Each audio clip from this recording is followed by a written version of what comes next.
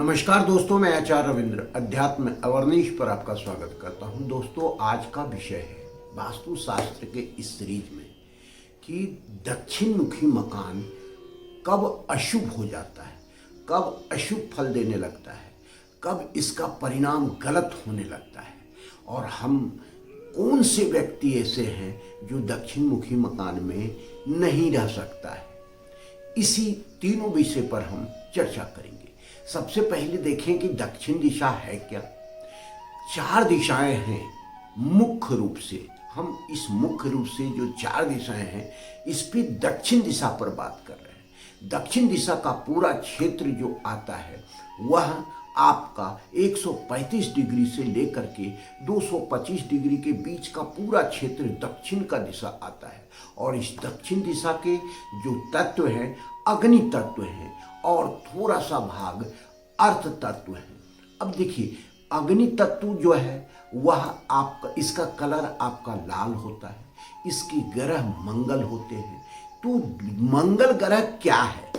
मंगल ग्रह की स्थिति आपके कुंडली में अगर खराब है तो ऐसे व्यक्ति को दक्षिण दिशा धारता नहीं है, दक्षिण दिशा इसके लिए शुभ नहीं होता है। मंगल वैध हो, मंगल नीच हो, तो ऐसी स्थिति में या मंगल ऐसी जगह पर बैठा हुआ है जो कुंडली में आपको एनर्जी नहीं दे पा रहा है, यह क्या क्षेत्र है?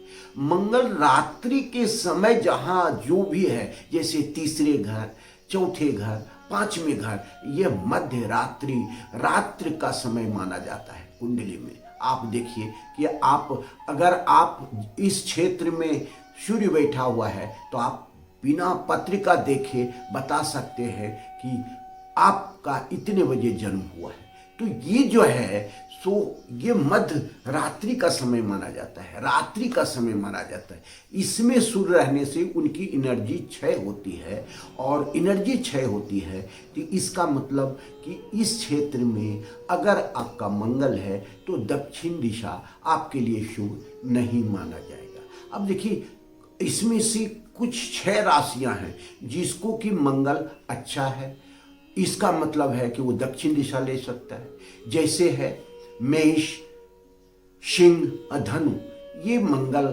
ये अगर लग्न और राशि में है तो मंगल दिशा आपके लिए शुभ परिणाम देगा। अगर उसके बाद हम देखें वृषभ राशि, कन्या राशि, मकर राशि,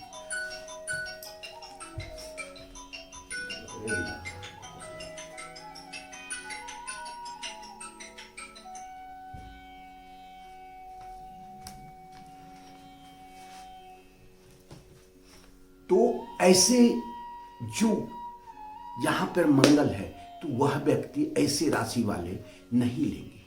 वृश्चिक राशि जो मंगल का ग्रह रहते हुए भी लेकिन जल तत्व का जो है सो राशि माना जाता है, तो ये लोग भी जो है सो कुछ हद तक मंगल की स्थिति को देख करके ले सकते हैं। लेकिन सामान्य रूप से बोले तो यह आपको दक्षिण दिशा शुभ नहीं माना जाता। अब देखिए, दिशा के आधार से कंस्ट्रक्शन अगर गलत बन गया है तो वह भी आपको अशुभ परिणाम देगा। तो ये क्या है?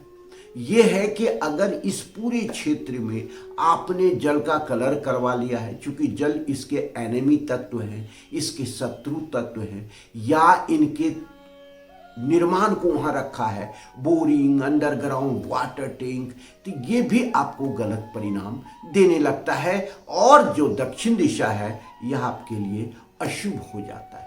तो ये प्रश्न है, ये कुंडली है जातक के द्वारा, लोगों के द्वारा कि कमेंट में आया है कि दक्षिण दिशा कब कब अशुभ हो जाता है। तो समान रूप से फिर से रिपीट करते हैं, समझे कि दक्षिण दिशा में अगर आपने कलर, नीला कलर, ब्लैक कलर करवा लिया है तो यह अशुभ परिणाम देगा। दक्षिण दिशा में आपने जल का निर्माण करवा लिया है, अर्थात यहाँ बोरिंग करवा लिया, अंडरग्राउंड वाटर टैंक बनवा लिया, तो आपको गलत परिणाम देगा, ये अशुभ परिणाम देने लगता है, यह अशुभ हो जाता है। अब हम इससे बचने के लिए क्या कर सकते हैं? सबसे पहले कोई भी घर अगर दक्षिण दिशा का है तो उसको रेड फैमिलियर से कलर करवाते हैं। लाइट पिंक कर सकते हैं, लाइट येलो कर सकते हैं, लाइट रेड कर सकते हैं। तो ये सब आपको अच्छा रिजल्ट देने वाला कलर माना जाता है। एक कलर अगर करवाना हो तो ऑफ वाइट आप करवा लीजिए, बहुत अच्छा रिजल्ट आएगा। तो दक्षिण दिशा में ये सारी चीज आपको नहीं रखना है। लोग क्या कहता है, लोग कहते हैं कि भाई दक्षिण दिशा अशुभ परिणाम, आपने अशुभ बना करके रखा है तो ये क्षेत्र आपको अशुभ परिणाम देने लगता है। तो ध्यान से आप इस क्षेत्र में जल का किसी प्रकार का प्रवेश नहीं करें, अर्थात कलर के रूप में या निर्माण के रूप में, तो दक्षिण दिशा आपके लिए अशुभ परिणाम नहीं देगा।